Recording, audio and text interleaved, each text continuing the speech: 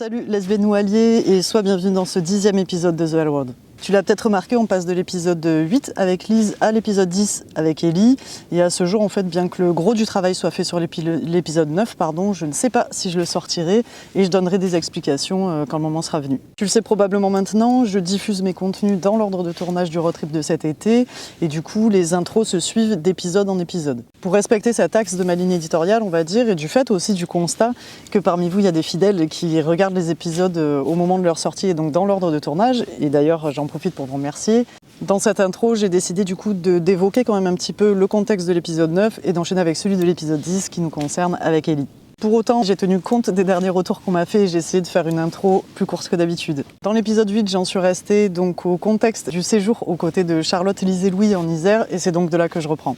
Je quitte Tullens le 2 août et c'est la 9e semaine sur la route, 57e journée en itinérance, 1236 km parcourus et 8 interviews depuis le lancement du projet, à commencer par le premier avec Camille et les 7 autres réalisés sur la route avec Kim, Clara Camille, Charlotte, Astrid, Mélisande, Cécile et Lise, à travers 5 départements différents. Au moment de partir de Tullens, j'avais dégagé donc 2 possibilités. La première, c'était de faire 110 km et d'aller en direction de Lyon, où j'avais des contacts qui pouvaient déboucher donc sur des interviews, soit de faire 120 km, d'aller à Saint-Étienne et de recueillir le témoignage d'une personne qui m'avait contacté pour témoigner. Entre ces 2 options, j'ai déjà quand même un petit faible entre guillemets pour Saint-Étienne, dans le sens où j'ai déjà entendu des témoignages lesbiens qui venaient de Lyon, évidemment. J'en ai jamais entendu du côté de Saint-Étienne, donc pour moi déjà là-dessus, il y a une première influence qui joue. Je me dis, c'est peut-être plus à Saint-Étienne qu'il faut que je me rende. Malgré tout, j'ai quand même longuement hésité à aller à Saint-Étienne parce que à partir de là où j'étais en fait à Tullens, si je voulais aller à Saint-Étienne qui est ici, malgré tout la route me faisait remonter pour redescendre. Et globalement, en fait, d'une manière générale, depuis le début du projet, ça me faisait légèrement revenir sur mes pas. Et ça, c'est un truc déjà psychologiquement, je voulais éviter ça pendant le voyage. Et en plus, je tenais d'autant plus à éviter ça qu'il y avait toujours une question de timing et de vouloir avancer sur le territoire. Au moment de prendre cette décision, ça fait déjà quelques jours que je commence à accepter que ça va être un tournage qui va être pas mal focus sur le sud, le centre et l'est du pays.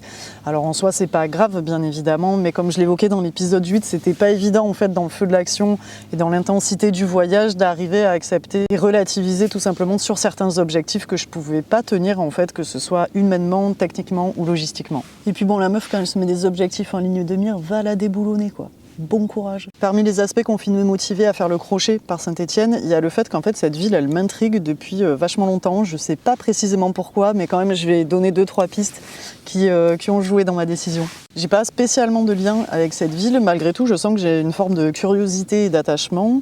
Alors ma première théorie, c'est que ça peut-être venir du fait que quand j'étais petite, j'étais à balle de football masculin, au passage j'avais pas accès au football féminin évidemment. Jouerait-il qu'en fait le côté stéphanois, voilà, si vous connaissez un peu l'histoire du club et l'engagement qu'il y a tout autour de ce club, voilà, je pense que c'est un truc qui me parlait, de sentir cette espèce de grosse ferveur populaire qui me fait au passage penser à celle qu'on retrouve à Marseille et avec le club de l'OM, c'est qu'il y a cette espèce de truc où c'est plus qu'un club de foot, c'est plus qu'un match de foot. Il y a vraiment la religion qui met tout le monde d'accord, quoi. Et je sens qu'à Saint-Étienne, voilà, ça a pu jouer dans mon idée, c'est que je sens qu'il y a cette espèce d'unité qui est faite par l'intermédiaire de ce sport. C'est le côté bien prolo qui craigne des gueules, là, voilà, c'est ça que j'aime bien, c'est ça qui me parle. Une autre raison, c'est que je pense que j'ai toujours entendu une forte activité culturelle à Saint-Étienne. Pour vous donner un seul exemple, il y a eu entre 2013 et 2017, si je ne dis pas de bêtises, le Femsis Fest. Je ne crois pas que ce soit un festival qui ait toujours lieu, mais en tout cas à l'époque, c'était en France, il me semble, le premier festival hip-hop qui ne présentait que des performances de femmes, ce qui évidemment à ce moment-là était assez révolutionnaire. À défaut d'avoir pu y aller parce que j'ai eu l'info un peu tard, en tout cas ça m'a aidé à cultiver, je pense, cette image que j'ai de Saint-Étienne, d'un territoire engagé, révolté et particulièrement créatif. Ensuite, il y a une autre influence aussi qui a joué au moment de choisir ma destination entre Lyon et Saint-Étienne, et c'est une influence qui joue également sur l'ensemble du projet The L Road et du fait que je me sois sentie capable d'imaginer et de réaliser ce projet. Du coup, c'est la raison pour laquelle je vais vous raconter un petit extrait d'une aventure bien plus vaste qui a participé à me sentir plus légitime à l'idée de réaliser des reportages indépendants. Il s'agit d'un travail que j'ai réalisé en 2016 à Miramas dans les Bouches-du-Rhône et qui m'a beaucoup nourri professionnellement, humainement et qui même au-delà, en fait, je pense, a aussi peaufiné certains aspects de ma militance. À cette époque-là, donc j'écoute, j'interviewe, je photographie une dizaine de femmes âgées de 20 à plus de 70 ans. Et l'objectif final, c'est de réaliser un livret de recueil de mémoires de femmes locales du quartier et de réaliser une exposition. Parmi ces femmes que je rencontre et qui ont le courage de témoigner, une est d'origine stéphanoise et me raconte notamment que son père travaillait dans les mines à Saint-Étienne et qu'au moment de leur fermeture, lui et sa famille ont été amenés à déménager à Miramas avec l'espoir du coup de retrouver un moyen de survivance économique, on va dire, en tout cas de retrouver un emploi. C'est l'occasion à ce moment-là pour moi de découvrir un petit bout de l'histoire stéphanoise, notamment avec la nationalisation des mines à la sortie de la guerre 39-45. Ensuite, il y a eu 2 grosses grèves en 48 et 52, à l'issue desquelles il y a quand même des ouvriers qui perdent leur emploi. D'autres ont été emprisonnés et enfin, il y a tous ceux qui ont été, on va dire, harcelés, malmenés par les gouverneurs et sous-gouverneurs des mines pour la simple raison qu'ils avaient participé à ces grèves. Autant dire que Saint-Étienne, entre autres pour ces raisons-là, c'est vraiment un territoire, je crois, en tout cas, qui est marqué par cette militance ouvrière dans tout ce qu'elle a de terrible et magnifique. Et ça, je trouve que c'est quelque chose qu'on ressent sur un territoire. Je ne sais pas trop comment l'expliquer. C'est probablement aussi, comme je disais au début, que je suis proche de Marseille et c'est quelque chose qu'on ressent à Marseille, une sorte de révolte latente.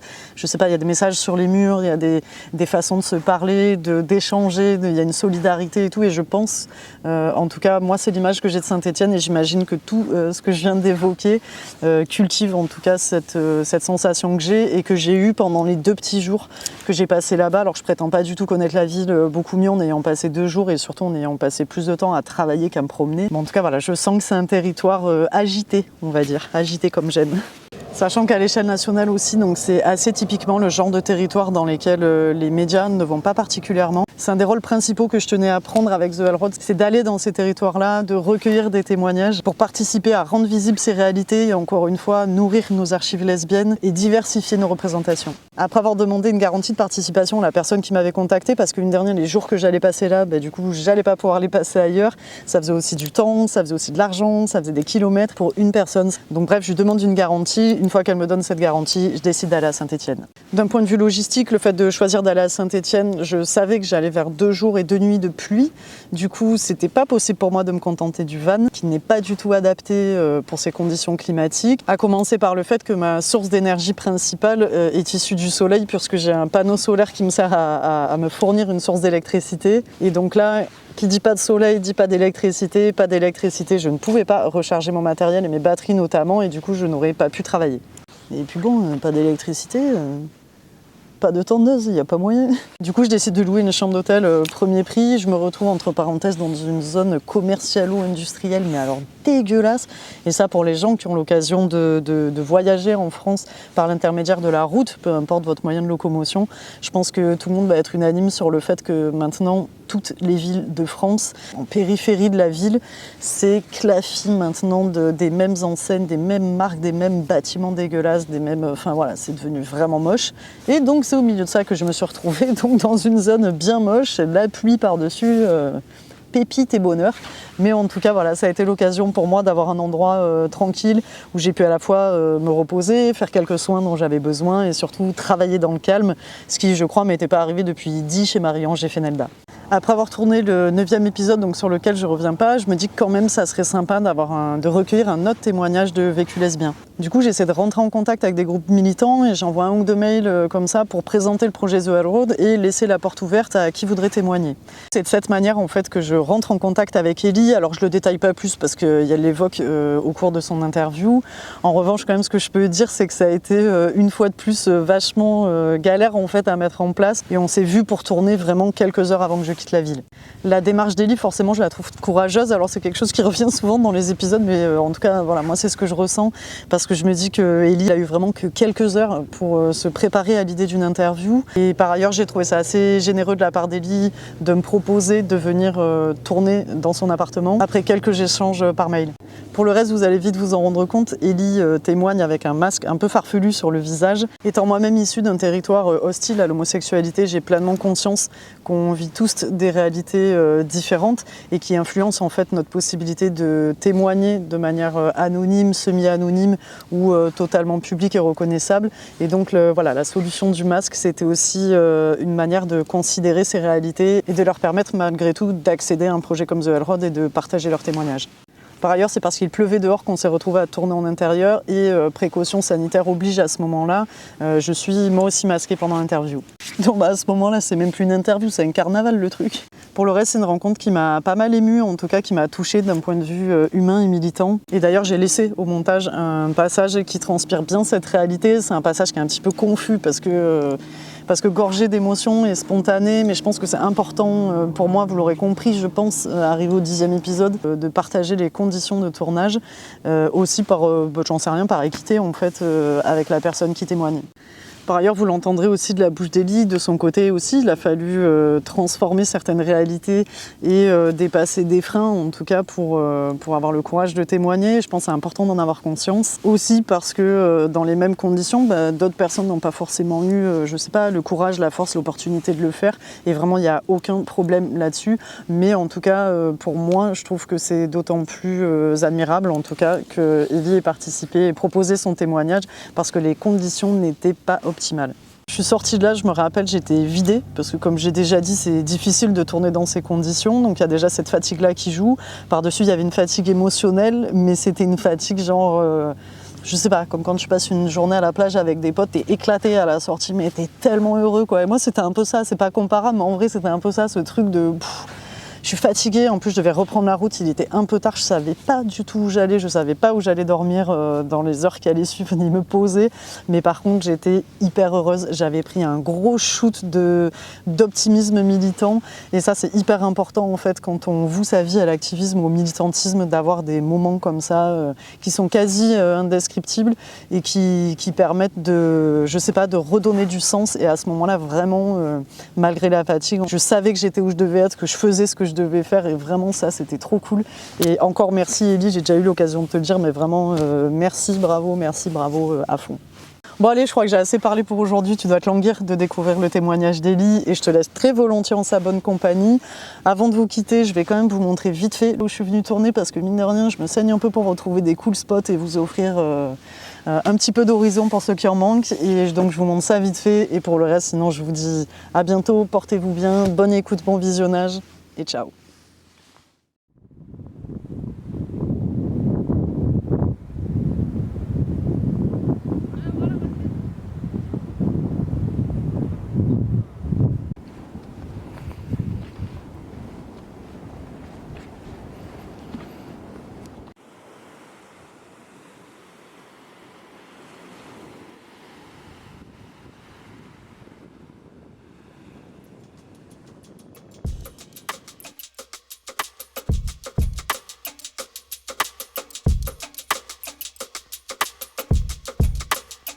Salut déjà, est-ce que tu peux commencer par te présenter s'il te plaît? Salut, je m'appelle Ellie, j'ai 28 ans, je suis étudiante en sciences de l'éducation. Voilà pour l'instant, si ça va comme information. Est-ce que tu pourrais dresser un petit contexte social dans lequel tu as grandi et évolué jusqu'à aujourd'hui? Alors du coup j'ai grandi dans une classe sociale moyenne je dirais, peut-être moyenne plus quand j'étais jeune, mais qui a fini par être plutôt vraiment bien moyenne, niveau familial. Et puis depuis que je suis seule, je dirais que je suis plutôt précaire. Après c'est aussi par choix on va dire, parce que ça m'intéresse pas vraiment de monter les échelons sociaux de toutes ces classes-là, donc je préfère rester comme ça et me débrouiller avec ce que j'ai, comme j'ai toujours fait de toute façon. Au début, je n'étais pas vraiment par choix et puis maintenant, ça l'est plus. Est-ce que tu peux nous dire dans quel contexte tu as grandi? Est-ce que c'était ville, village, dans quel coin de France ou d'ailleurs? Et voilà un peu le contexte familial si tu veux en parler. Alors du coup, j'ai grandi à la campagne, dans un tout petit village de 150 habitants, vraiment tout petit, jusqu'à mes 15 ans.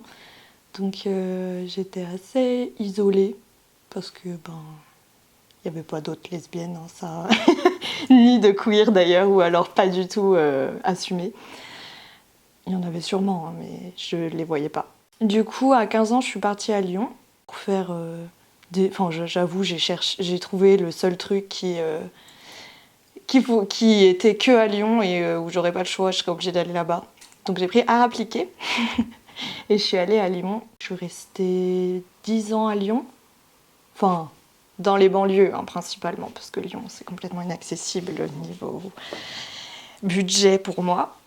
Et là, du coup, depuis cette année, je suis allée à Saint-Étienne parce que je voulais reprendre des études et à Lyon, c'était pas possible de me payer un appart et enfin voilà, de subvenir à mes besoins et de faire des études, quoi, parce qu'il n'y a pas grand monde qui m'aide, donc je suis un peu toute seule. Donc voilà. Donc du coup, j'ai travaillé pendant pas mal de temps pour mettre des sous de côté et pouvoir reprendre des études. Contexte familial, j'ai eu une famille assez compliquée, à dire. J'ai vécu des violences et aussi beaucoup d'amour, donc c'était très ambivalent et très extrême. Et aujourd'hui, j'ai un peu coupé les ponts avec une partie de ma famille, du coup, et l'autre, non. Voilà, qui explique les deux extrêmes, forcément. Tu as précisé, je ne sais pas s'il y avait des queers ou des lesbiennes, etc. Et du coup, j'ai envie de te demander à quel moment, en fait, tu as identifié tes premiers émois lesbiens. Du coup, très jeune, parce que j'ai été élevée... Enfin, on m'a toujours dit que l'amour, c'était... ça n'avait pas de genre, pas d'âge, pas de... Donc ça, c'était cool. Merci, maman. Et du coup, ouais, très jeune, parce que je me suis considérée comme... j'ai jamais dit que j'étais hétéro, en fait. J'ai toujours dit que j'étais bi, au début. Parce que je sentais bien que c'était compliqué dans le contexte où j'étais, donc du coup je pense que c'était aussi une manière de me protéger. Enfin, je m'en rends compte maintenant, bien sûr, parce que c'est sûr qu'à l'époque pas vraiment. Mais du coup, oui, j'ai commencé à avoir des crushs au collège, même un peu avant, je dirais, en primaire, fin primaire, début collège, avoir des crushs. Mais bon, c'était assez secret, j'en parlais pas trop parce que je sentais que ça allait pas être reçu de manière positive, donc je préférais me protéger pour le coup. Et après, quand je suis arrivée à Lyon, ça ne s'est pas vraiment arrangé en fait. Pourtant, j'ai trouvé des gens qui étaient plus comme moi. J'ai commencé un petit peu parce que pas beaucoup. C'est rare quand même d'en trouver tout de suite. Mais ouais, ça a pris du temps.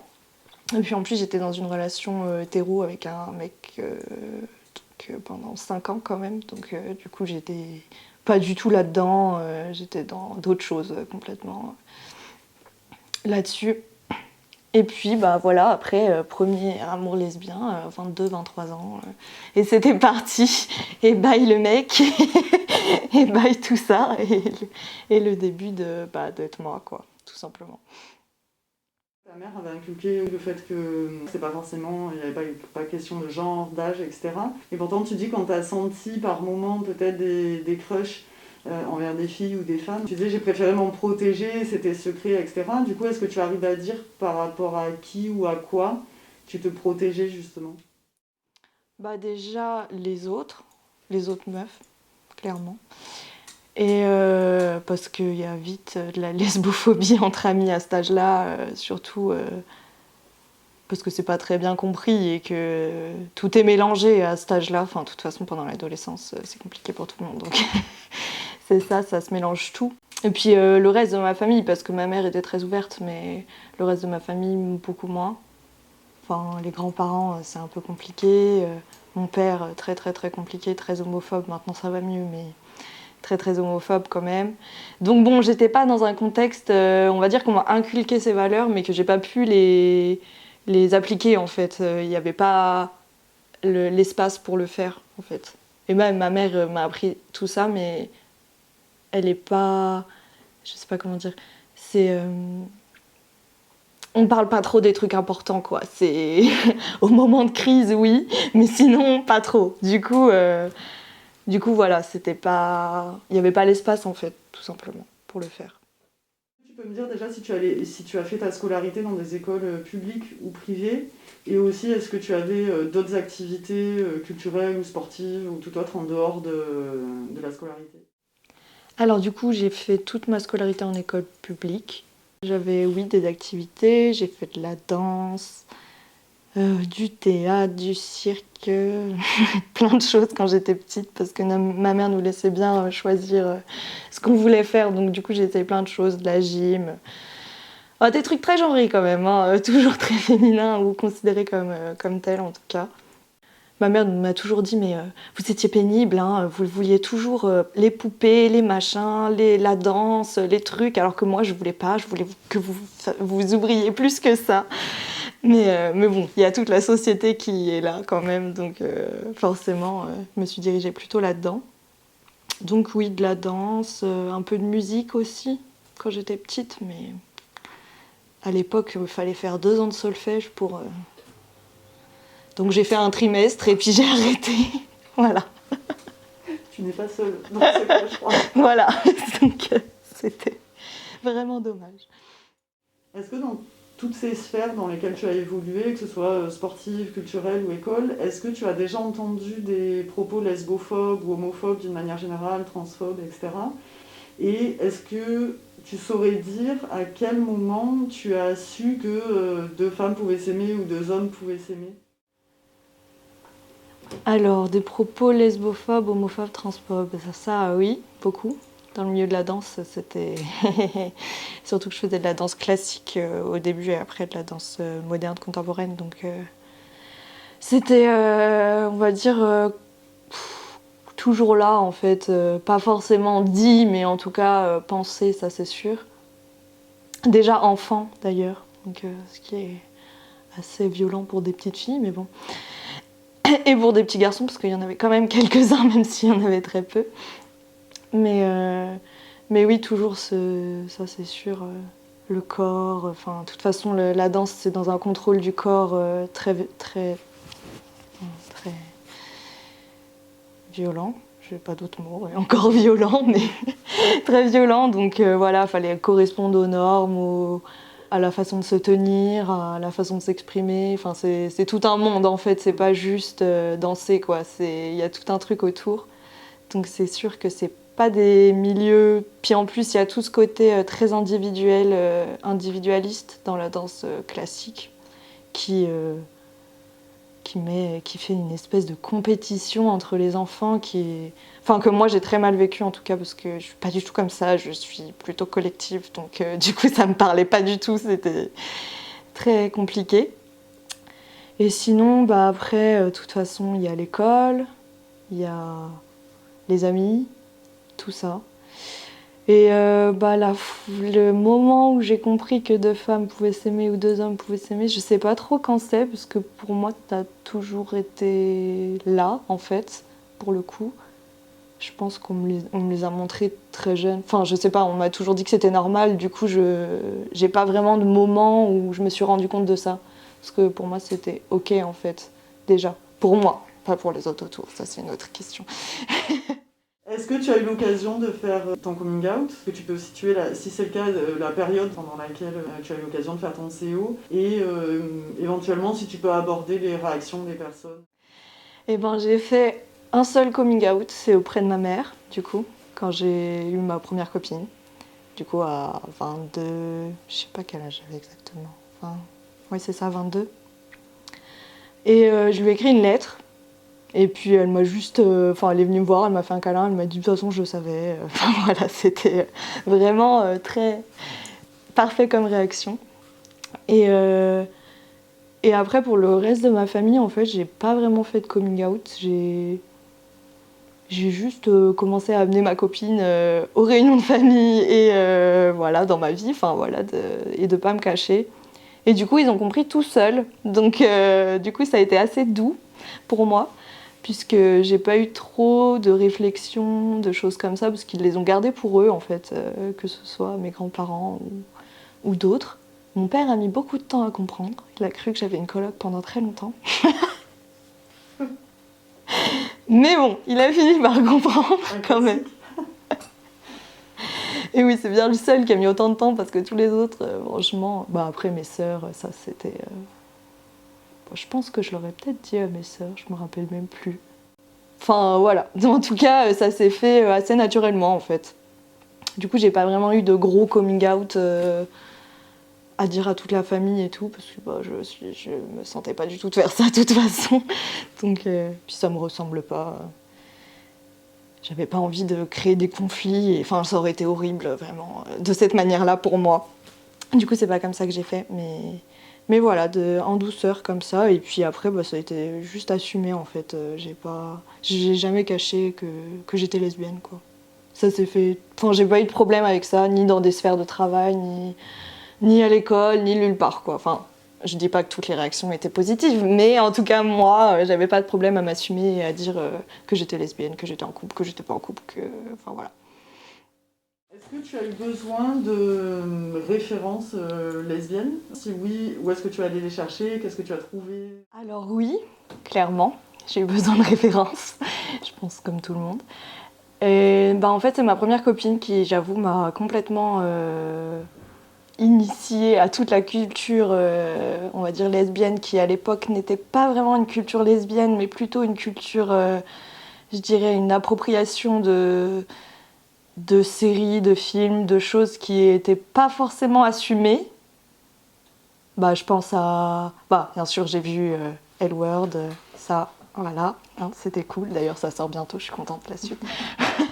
Et oui, sinon, tout ce qui est Xena la guerrière, bah, aussi, comment elle s'appelle? Sailor Moon.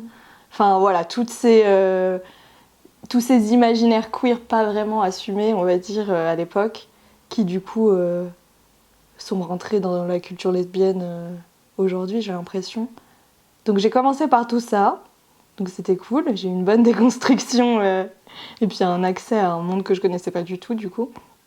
Après, bah, s'est fait tout seul, on va dire, de suivre des personnes sur Insta. Je trouve ça bizarre, suivre, c'est vraiment bizarre ce mot.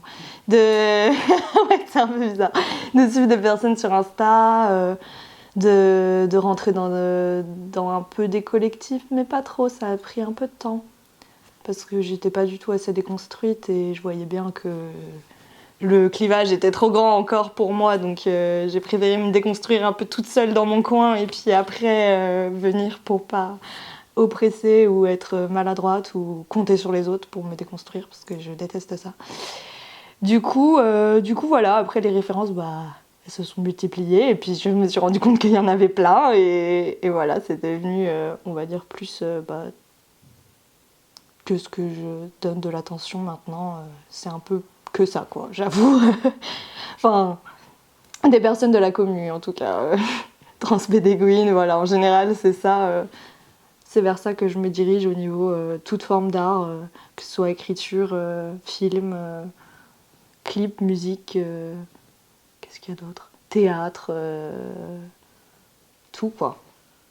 Toute la vie culturelle, du coup, pour moi. Sans tout détailler, est-ce que tu aurais quelques références à partager? Bah, qu'est-ce que j'ai lu récemment? Bah, Wendy Delorme, Le viendra le temps du feu. Bah, bien sûr, hein, le génie lesbien, on y est toutes passées. Après, bah, là, je lis Stone Butch Blues, donc un sacré morceau, sacré pilier. Après, qu'est-ce qu'il y a eu d'autre? Film, musique et tout. Bah, il y en a plein maintenant, hein. Aloïs Sauvage, Suzanne, Pomme. En film, un film, il n'y en a pas trop. Hein. Il y en a un petit peu, faut fouiller, faut être patient. On a une réalisatrice déjà en France. Oui, déjà, qui a été primée, ça c'est cool. Et puis là, en sport, ça fait plaisir, les JO, ça c'est cool. Il y a plein de... J'ai l'impression que les lesbiennes prennent le pouvoir, là. Ça fait trop plaisir. Pas que les lesbiennes, d'ailleurs, aussi les personnes trans et tout, là, c'est vraiment top de voir ça. De voir ça et de suivre ça, j'avoue, ça donne de l'espoir et on se sent moins seul. Là, j'ai l'impression que les lesbiennes se réveillent partout. Du coup, c'est cool. Ça fait du bien. Et puis après, bah ouais, des petites séries. Là, il y a eu quoi? J'ai regardé Q, je crois. Petite série YouTube. Donc, que des lesbiennes. Alors là, vraiment, vraiment, quoi. Il n'y a pas un seul mec, je crois, dans les vidéos. C'est pas un seul mec cis, en tout cas, dans les vidéos. Donc, ça fait du bien de voir des références comme ça.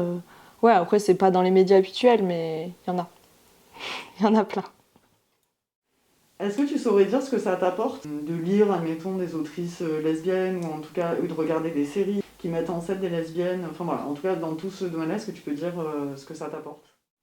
Bah déjà beaucoup de joie, ça c'est cool. Et de pas être seule, c'est je pense le plus important. Pour ça j'en ai discuté avec une jeune lesbienne de 19 ans qui justement, on parlait justement de nos références et moi je lui disais qu'à son âge il y en avait très peu, voire pas du tout, ou alors comme je disais que des choses cachées qu'on se réappropriait nous, mais c'est tout. Et du coup je voyais la différence sur la façon de s'assumer et tout ça, et je trouvais ça tellement beau et je me dis là elles sont partout et du coup elles sont visibles et on les voit, et enfin elles et Yel, parce qu'il y a aussi des Yel dans l'histoire. Et voilà, ça donne du pouvoir, ça donne de la confiance, ça donne plein de choses quoi. Et surtout récemment, c'est la représentation positive qui fait un bien fou, qui nous fait du bien, qui nous fait que ouais, on n'est pas seul, et ça montre aussi des moments de joie qu'on voyait pas avant. Je trouve que c'est assez récent.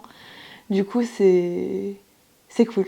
Enfin, j'avoue que je l'attendais là depuis quelques années que ça arrive, et ça arrive, donc on peut que être contente. Comment tu définirais le terme de communauté et est-ce que tu te ressens d'une ou de plusieurs communautés? Alors oui, clairement, je considère que j'ai une communauté qui est, selon les moments, ou grande ou petite, c'est comme ça que je le vois un petit peu. Je vois plus comme un grand tout, et voilà, il y a des petits collectifs locaux, il y a aussi des réseaux nationaux, des réseaux internationaux qui sont vraiment forts et qui se développent beaucoup, je trouve. Enfin, en tout cas, moi, que je développe, du coup, ça me donne beaucoup de force, personnellement. Et oui, du coup, on est toujours entre nous, quoi. On n'est jamais seul, en fait, où qu'on aille. Il y a toujours des gens pour nous accueillir, des personnes à connaître, des petits collectifs locaux à connaître, et ça, ça fait du bien, ça donne de l'espoir, vraiment. Et ça permet de voir l'avenir de manière plus sereine, quoi. Voilà. Pardon, par contre, tu n'as pas forcément précisé, tu as dit communauté, mais tu n'as pas précisé, alors je ne sais pas si c'est délibéré de ta part ou si tu peux préciser quel type de communauté. Du coup, ça se mélange un peu dans plein de choses, je dirais. Il y a les communautés queer, les communautés LGBT. Je les différencie parce que je trouve que c'est pas exactement les mêmes. Les communautés militantes, qui sont encore différentes. Les communautés mixtes ou non mixtes. Les collages, principalement quand même, qui ont fait un joli réseau national et international aussi, ça commence. Donc ouais, ça a regroupé en plus des personnes, je pense, qui n'étaient pas forcément militantes à la base et qui ont déconstruit et appris ensemble, en fait. Et reconstruit, surtout, c'est le plus important, ensemble.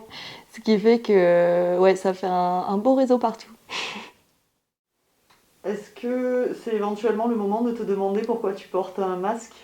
Alors je porte un masque parce que j'ai pas forcément envie d'être visible, moi, en tant qu'individu, mais plutôt de porter une parole au sein d'un collectif ou d'une communauté, et de rester anonyme, en fait, parce que je trouve que c'est une belle force aussi, l'anonymat. Surtout dans les, dans les milieux militants, puisque bien sûr on ne fait pas que des choses légales, donc il faut aussi qu'on se protège les uns et les unes les autres. Donc voilà, c'est principalement pour les autres en fait que j'ai envie d'être anonyme. Et puis je trouve que ma parole n'a pas besoin de porter un visage ou une identité particulière, donc voilà. Est-ce que tu te définis comme militante? Et si oui, en fait, comment tu définirais un petit peu ce terme-là? Oui, je me définis comme militante. Je pense qu'il y a autant de militants que de définitions. C'est compliqué. Pour moi, c'est c'est un tout en fait. Donc je suis rentrée par une porte de militantisme, on va dire, et puis en fait j'ai découvert un monde où il y avait tellement de luttes et tellement de, de discrimination et de problématiques que du coup tout ça s'est mêlé. Et que voilà, pour moi c'est oui, l'intersectionnalité quoi. C'est ça pour moi être militant quoi. Il n'y a pas d'autre solution en fait.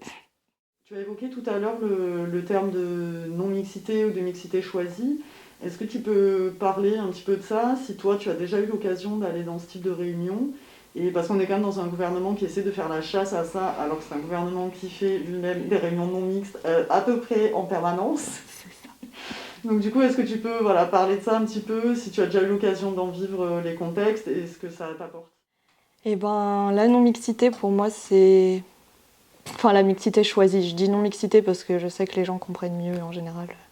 Mais mixité choisie, c'est la base de notre militantisme en fait. On ne peut pas s'en passer du tout, c'est vraiment nécessaire complètement. On a besoin d'être entre nous à des moments, entre personnes queer, entre femmes, entre personnes non-binaires. On a besoin de ces moments où on peut s'exprimer et dire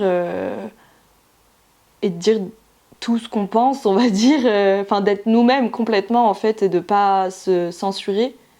Et les personnes, encore plus pour les personnes racisées ou les personnes perçues comme femmes, en tout cas dans la société, qui ont beaucoup de mal à s'exprimer en présence de mecs cis par exemple, ou même des fois de mecs trans, ou même on a besoin de ces moments pour s'organiser entre nous et pouvoir savoir où est-ce qu'on veut aller, ce qu'on veut faire, ce qu'on veut dire aussi, et des moments juste aussi de joie qui font du bien entre nous et sans jugement de cette société qui quand même la plupart du temps nous oppresse.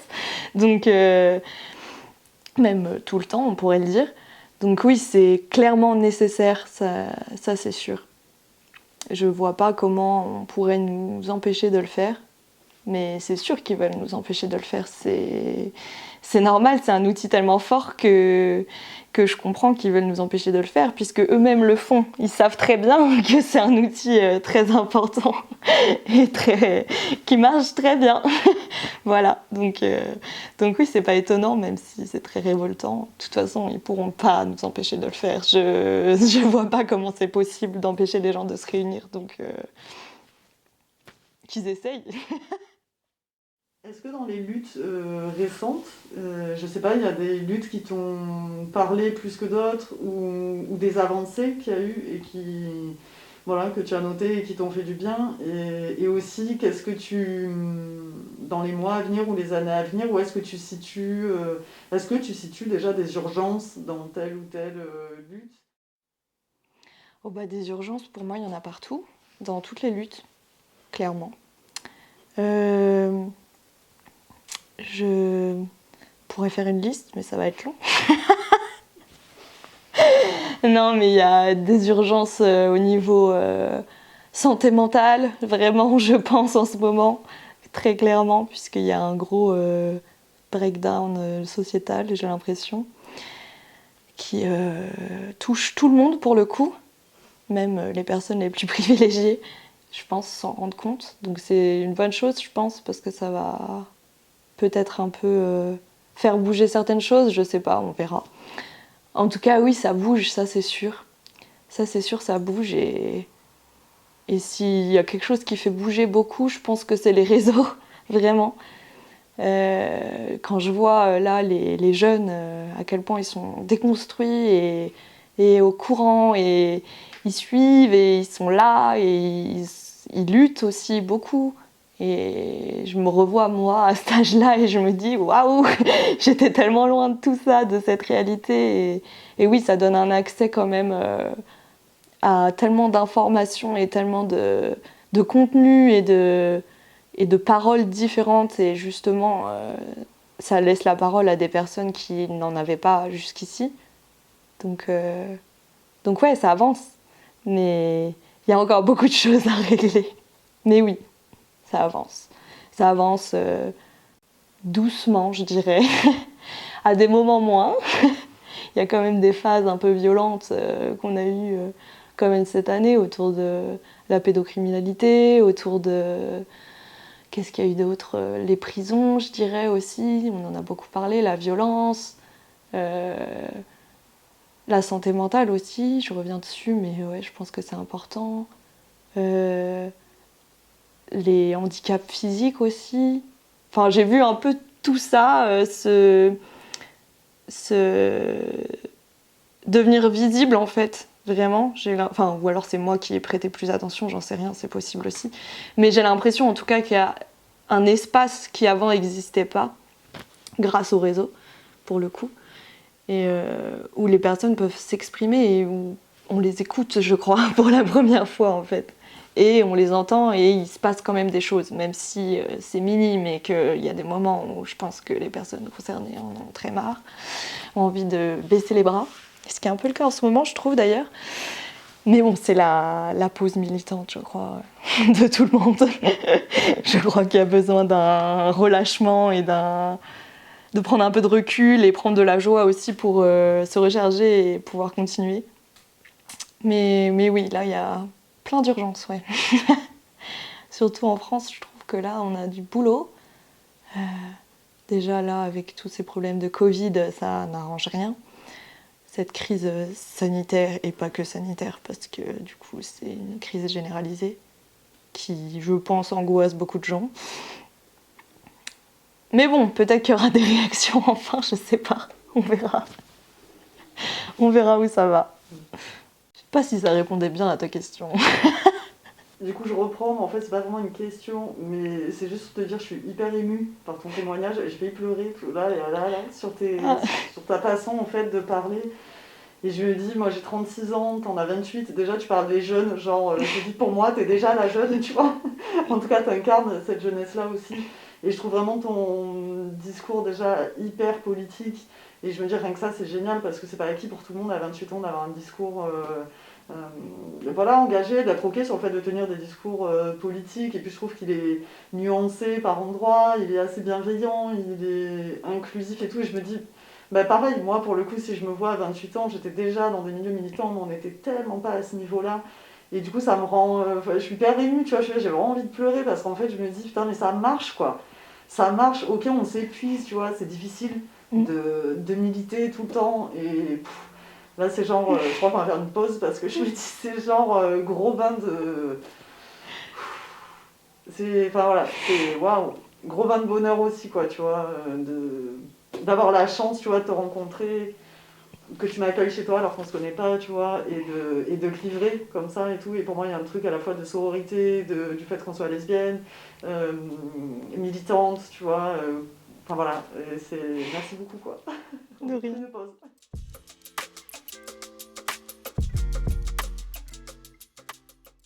Est-ce que tu as déjà eu l'occasion de vivre dans des sphères publiques, privées, des situations lesbophobes, homophobes ou sexistes? Du coup, oui, hein, comme tous, je pense. Oui, c'est constant en fait. C'est pas forcément des mots, après c'est pas forcément des insultes ou c'est pas forcément des violences physiques, mais ça a aussi été le cas. Mais c'est aussi juste des regards, des façons de te parler en tant que femme, surtout, je pense. Et alors là, en tant que femme qui aime les autres femmes, c'est encore pire, puisque comme les hommes considèrent qu'on n'a pas... Enfin, se rendent compte, plutôt. Les hommes se rendent compte qu'on n'a pas besoin d'eux. Alors là, c'est très énervant pour eux, je pense. Du coup oui, c'est plus de la condescendance, du mansplaining, des réflexions complètement... des questions, des réflexions complètement déplacées sur ma sexualité ou ce genre de choses. Genre, qui fait la femme, qui fait le mec, et gna gna gna, c'est pas vraiment du sexe. Ce genre de choses, c'est quand même assez régulier. Après, oui, ça, c'est du coup les amis, le cercle proche, je dirais, les colocs, la famille, enfin, ça, c'est partout. Et dans l'espace public, après, c'est différent encore. Après, avec les collages, ça a beaucoup changé mon rapport à l'extérieur, on va dire. Je sais pas, j'ai pas d'autres mots qui me viennent. À l'extérieur, ouais. L'espace public ou... Ouais, à l'espace public. Du coup, d'être une bande de meufs ou minorisées de genre dehors, la nuit, le jour, tout le temps, qu'il pleuve, qu'il vente, qu'il neige, tout le temps d'être ensemble et d'être là, quoi, de prendre l'espace et de faire du bruit, de prendre de la place, d'écrire des trucs sur les murs, de prendre la parole. Ça, c'est sûr que enfin, moi, ça m'a fait beaucoup, beaucoup de bien parce que je pense que la rue, c'est quelque chose, c'est quelque chose de complètement. Ça me met en insécurité, ça m'a toujours mis en insécurité, même en journée, enfin tout le temps. Et du coup, là, de pouvoir reprendre le pouvoir dessus, c'est franchement une thérapie qui marche très très bien. Et ouais, de pas être seule, surtout, parce que moi, c'était le côté seul qui me. Bon, toujours d'ailleurs, je pense que là-dessus, ça n'a pas trop changé. Mais quand même, j'y arrive mieux qu'avant. J'arrive à le faire de temps en temps, dans de bonnes conditions, et voilà, ça se passe mieux. Et surtout, j'arrive plus à répondre, en fait. C'est ça, j'ai appris à... Bon, après, j'ai jamais vraiment fermé ma gueule, j'avoue. Mais j'ai appris à répondre de manière meilleure pour moi, sans risquer de provoquer des violences en plus, on va dire. Donc voilà, avec l'humour, avec aussi des fois la rage, hein, ça marche très bien, ça fait peur et ça fonctionne bien, ils s'y attendent pas en général. Donc voilà. Donc oui, des comportements sexistes et des violences et tout ça, j'en ai vécu, ça c'est sûr. Beaucoup. Mais maintenant, je les laisse plus passer, je pense. C'est ça la différence. C'est plus possible de me le faire, en fait. Je réponds, je gueule, je me défends. Je suis plus dans un truc de culpabiliser d'exister dans l'espace public ou même dans les sphères privées. Donc, ouais, ça m'a aidé à prendre ma place, en fait, tout simplement. Tu as parlé du fait que tu aimais bien te retrouver avec d'autres personnes et que tu n'aimais pas forcément rester seule. Mais est-ce que du coup, tu peux parler un petit peu de toute la période depuis mars 2020, du coup, l'arrivée du Covid et la gestion du gouvernement? Qu'est-ce que ça a changé dans ton quotidien? Qu'est-ce que dans ta vie, de manière générale? Et ben du coup, moi, je pense que ça a été un peu un déclencheur parce que j'ai passé mon premier confinement du coup dans la coloc de ma copine. Et moi, j'avais une coloc aussi, une autre coloc. Enfin, on avait chacune notre coloc, quoi. Et du coup, j'ai décidé je me sentais pas du tout de faire le confinement dans ma coloc à moi. Je savais qu'il y aurait des tensions et du coup, ça me... Voilà. Donc, je suis allée dans sa coloc. Et dans sa coloc, ça s'est pas super bien passé non plus, du coup. Même si c'était cool de pas être seule, ça c'est sûr. Et de pas être chez moi parce que ça se serait pas bien passé chez moi. Mais oui, il y a eu des tensions, principalement avec un coloc de sa coloc qui me draguait et qui ne lâchait pas avec moi alors que j'étais là en couple. Enfin, c'était... Voilà, bref. Du coup, ça a été un peu compliqué à gérer, en plus de tout le reste, on va dire, en plus d'être isolée et d'être dans un truc très fermé, du coup, parce qu'en plus, il y en avait 2 sur 6 qui travaillaient, donc voilà, on était quand même beaucoup, beaucoup ensemble, donc c'était un peu violent. Et du coup, après ça, j'ai pu quitter ma coloc et venir ici, donc venir à Saint-Thé. Et là, c'est là qu'on a commencé à vouloir construire des collectifs, en fait. Et du coup, comme de toute façon, le reste de la société était en total arrêt, c'était bien la seule chose qu'on avait encore le droit de faire, de militer. Donc du coup, on en a profité pour le faire. Et ouais, du coup, c'est là qu'on se crée des familles, quoi, des nouvelles familles. Et du coup, d'être entourée et de pouvoir quand même continuer à vivre et à faire des choses, en fait, à sortir, à découvrir des lieux alternatifs qui sont pas dans la société, donc qui, du coup, ne dépendent pas des règles habituel et de pouvoir échapper un peu à tout ça, à tout ce stress ambiant et cette solitude que beaucoup ont vécu. Je pense que du coup, moi, j'ai pas vraiment vécu parce que, enfin, si, en partie, mais j'avais toujours ces espaces militants où je pouvais aller et je pouvais parler, voir des gens, regarder des films, échanger sur la culture, créer, faire des choses. Donc j'ai pas eu l'impression de vivre autant violemment que d'autres tous ces confinements et tout ça. Parce qu'en plus je suis quelqu'un d'assez casanier, donc il y a aussi ce côté-là qui m'a fait du bien à moi, même si pas tout, hein, bien sûr, il y a eu aussi des problématiques comme tout le monde, mais ça va, j'ai pas eu l'impression d'être trop isolée du coup. Ça m'a permis en fait de découvrir tout cet anti-système en fait qui est là depuis longtemps et que moi j'avais pas accès encore et que du coup j'ai trouvé. Et du coup bah c'est plutôt positif pour moi en fait, je me rends compte en le disant, c'est cool. Et ouais, du coup, non, ça va. Je me suis pas sentie trop isolée, bien sûr, à certaines périodes, mais dans l'ensemble, non.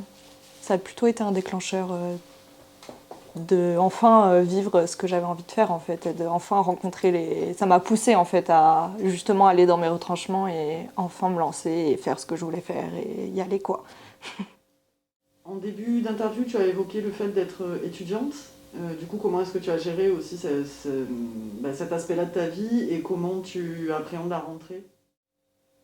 Eh ben, gérer, je sais pas si c'est le bon mot, parce que j'ai pas l'impression d'avoir géré quoi que ce soit. J'ai plutôt... Ça a été dur, franchement.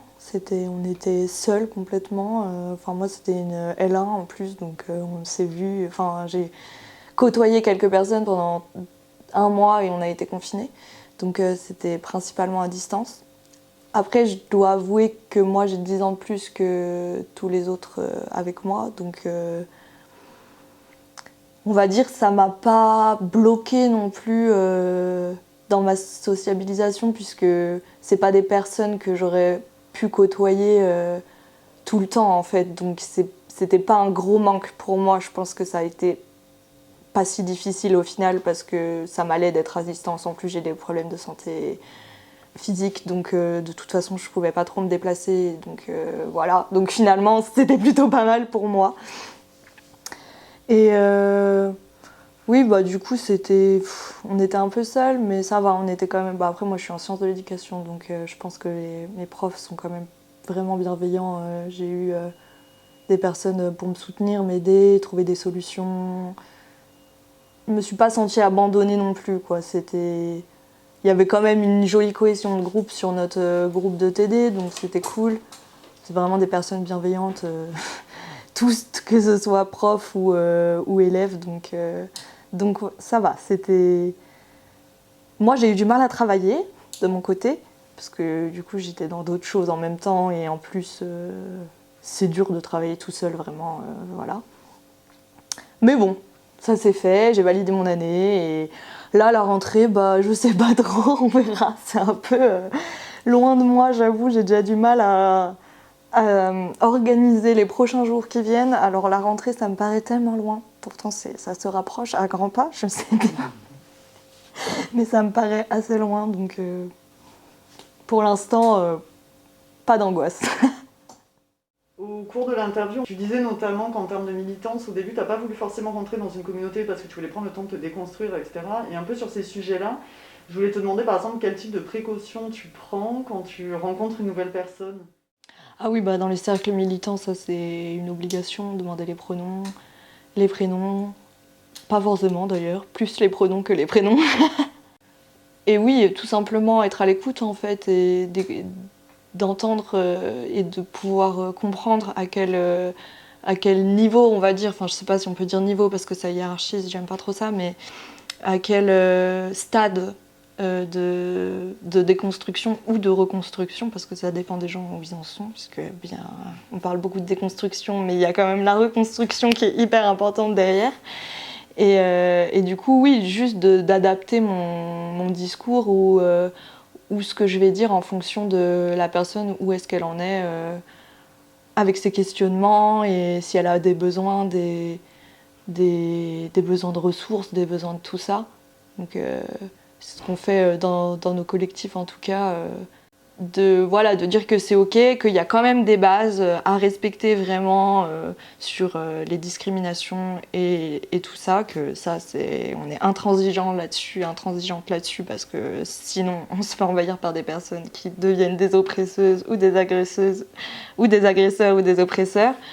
Donc il faut aussi qu'on se protège, mais oui, d'être dans l'échange toujours en étant bienveillant, puisque moi aussi je suis passée par des phases moins déconstruites, où je connaissais rien, où j'étais un peu seule, et c'est cool de pouvoir redonner ce savoir à d'autres personnes et de faciliter un peu aussi leur façon de faire et de les pousser à le faire d'eux-mêmes surtout, je pense que c'est le plus important. Que ce soit pas quelque chose de dicté, mais vraiment juste des propositions, et tu peux piocher dedans et prendre ce que tu veux et ensuite te faire ton propre cheminement, quoi. Juste guider, quoi, c'est le... Si je peux, et me faire guider sinon. Ou l'un ou l'autre. Est-ce que tu aurais des petites astuces à partager, que ce soit pour bien vivre une période par exemple où on découvrirait, où on se questionnerait sur son identité ou sur sa sexualité? Des tips, c'est juste s'écouter, vraiment, c'est le plus important pour moi. S'écouter, ne pas se mettre de pression, ne pas se dire il faut que je fasse comme ça, comme si, ne pas suivre les chemins tout tracés. Il faut juste trouver son propre chemin et son propre rythme, c'est hyper important de s'écouter et d'écouter les autres aussi. Souvent, ça aide beaucoup quand on n'arrive pas à parler ou qu'on n'arrive pas à s'exprimer. On peut aussi puiser dans l'énergie des autres, justement, ils servent aussi à ça. Et se reposer sur eux dans ces moments-là, c'est cool. Faut pas hésiter à demander, quoi. On approche de la fin de l'interview et je voulais te demander, est-ce qu'il y a un sujet qu'on n'a pas évoqué et que tu aimerais partager en tout cas, ou est-ce qu'il y a un sujet que justement on a évoqué et sur lequel tu aimerais soit nuancer, soit ajouter quelque chose? Alors du coup, il y a une chose qu'on n'a pas abordée, c'est le genre. Enfin pour moi en tout cas. Et du coup, je me considère comme une personne non binaire. Je crois que c'est la première fois que je le dis devant une caméra, alors là c'est quelque chose. Voilà. Et du coup, c'est en déconstruction pour moi, donc j'en parle peu. Parce que comme j'ai fait pour mon coming out, je me protège et j'ai besoin de moi prendre du recul et j'écoute beaucoup ce qu'on me dit, j'écoute beaucoup tout ça, mais je parle peu parce que je me sens pas encore légitime, parce que je sais pas encore en fait, voilà. Enfin, je sais pas comment dire. Et du coup, oui, c'est cette question par rapport à la non-binarité et au fait d'être lesbienne. Du coup, que moi, j'ai décidé d'assumer complètement et de dire que oui, j'ai été construite comme une femme toute ma vie et que de toute façon, cette histoire-là, j'ai pas envie de l'effacer. Donc, de toute façon, voilà. Et puis, de toute façon, c'est tellement important de dire qu'on est lesbienne. De le dire et de le redire. On ne le dit pas assez. Du coup, j'arrêterai pas de le dire, même si je considère pas être une femme en ce moment. Du coup, voilà, c'était juste dire ça. Du coup, quand même, ça me renvoie au fait que je t'ai pas demandé justement au cours de nos échanges comment. J'essaie de le faire en fait un maximum. Je pense que aussi le fait de mon âge qui fait tu vois, pour moi j'ai une vie d'habitude sans le faire parce que c'était très binaire justement. Donc déjà désolée de ne pas avoir fait en sorte de considérer cette réalité chez toi. Merci de partager ça. Et surtout que j'ai l'impression que voilà, c'est en cours comme tu dis et c'est important aussi du coup. Tu le fasses, donc merci. Déjà, comment tu as eu connaissance du projet The World et pourquoi tu participes? Et du coup, j'ai été contactée via la page Insta des collages de Saint-Étienne, que je gère avec d'autres personnes. Du coup, voilà. Du coup, c'est à moi que tu as parlé directement.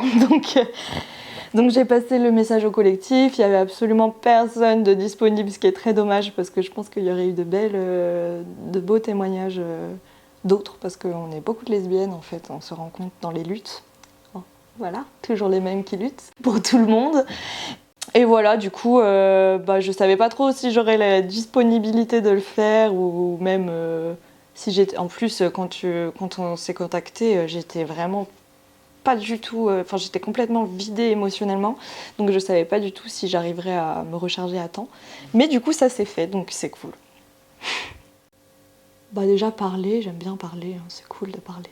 Partager aussi. Et du coup, j'ai pas encore regardé le reste de ton travail. Et j'ai hâte de le regarder. Je voulais pas le regarder avant parce que j'avais peur que ça m'influence ou que... Voilà. Du coup, je voulais faire juste moi. Ouais, voilà, du brut. Du coup, j'ai hâte de voir la suite et ouais, de voir les autres interviews. Et puis, c'est un beau projet, donc c'est ça qui motive tout simplement. Est-ce que tu veux partager un mot de la fin ou une pensée, ce que tu veux? Et également, est-ce que tu peux me dire ce que je peux te souhaiter pour les mois à venir? Eh ben, qu'est-ce que je peux partager? Si, je pensais à ça parce que je me disais, quand tu m'as dit les petits tips, alors on m'a offert cette petite carte pour trouver le chemin de l'émancipation. Je sais pas si... de club de bridge. Ouais. Et franchement, je le conseille vraiment à tous. Ça fait un bien fou. Parce qu'en fait, je vous montre un peu, hein, mais en fait, ça fait une grande carte comme ça. Et en gros, il y a des cheminements pour plein de choses.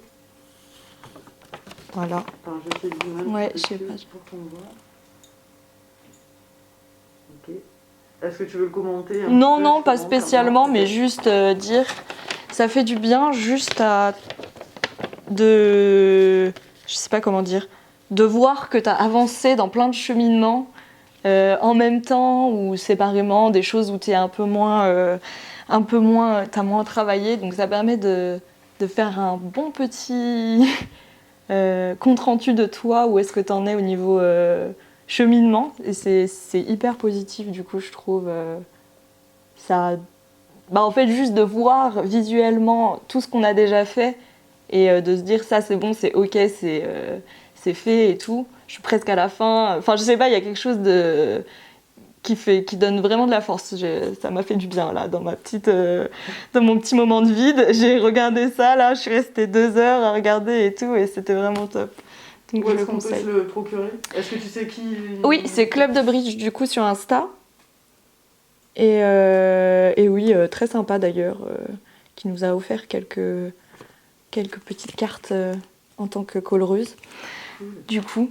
Et voilà, qui fait des prix très abordables. Et sinon, elle est aussi sur son Insta, du coup en numérique. Même si je trouve que c'est vraiment cool de l'avoir en papier. Parce que c'est pas pareil de matérialiser comme ça que de voir virtuellement. Donc, mais elle est quand même disponible sur son Insta. Voilà. Merci.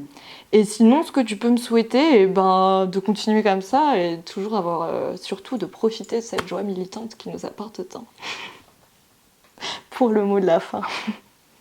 Ça, c'est excellent quand tu souris en plus avec le Ouais, on voit que le bas. Ça m'a fait un truc bizarre. J'adore, merci beaucoup pour ton temps, ta générosité.